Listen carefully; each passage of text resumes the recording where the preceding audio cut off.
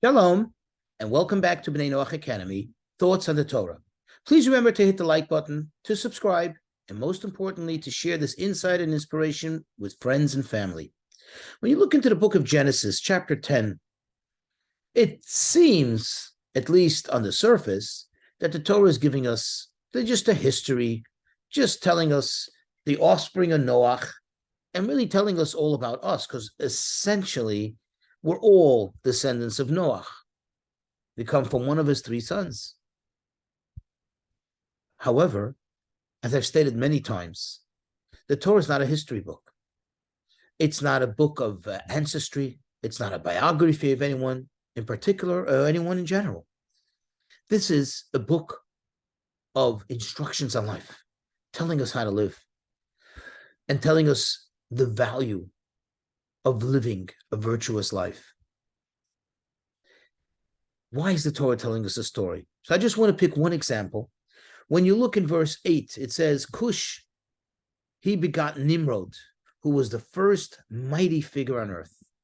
When I say mighty figure, he proclaimed himself to be the leader of civilization. And indeed, for a while, he was, to some extent, so to speak, the emperor of all the nations.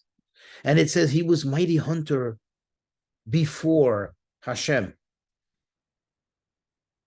What does this mean? He was the mighty hunter before Hashem.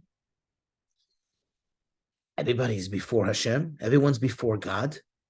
Well, he was the mighty hunter before God. He was trying to, so to speak, hunt away God. He was somebody who proclaimed himself as a deity. Before Hashem. Before Hashem means he knew very well about God. Yet, he decided to rebel against God. He made a conscientious decision to rebel against God. It wasn't out of ignorance. It wasn't out of lack of perspective of what God is. Rather, it was intentional. It was calculated. But anyway, fast forward. If you look in verse 11, it says, from that land, Ashur went forth and built Nineveh and Rehovot Ir and Caleb. And then it says, at the end of verse 12, that is the great city. In fact, if you fast forward many, many, many years, the book of Jonah, the prophet Jonah, that story happened with Nineveh.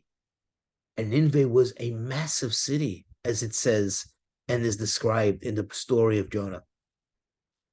Why is the Torah telling us this? Why is it important to know that Ashur left? And who is this Ashur, by the way? Ashur in English is the Assyrian. We know that God rewarded him.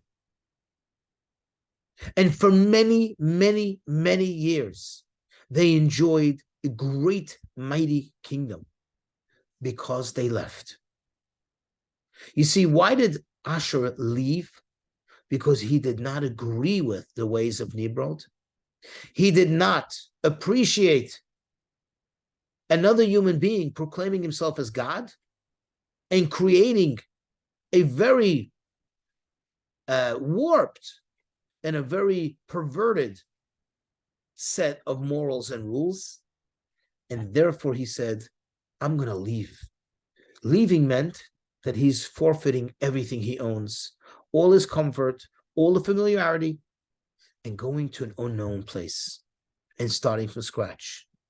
He was so dedicated to his principles that that's what he did. And God rewarded him for it. And that's why it's important for us to know the cities that he built and how they flourished over the years. And they lasted for many, many, many years, a few thousand years.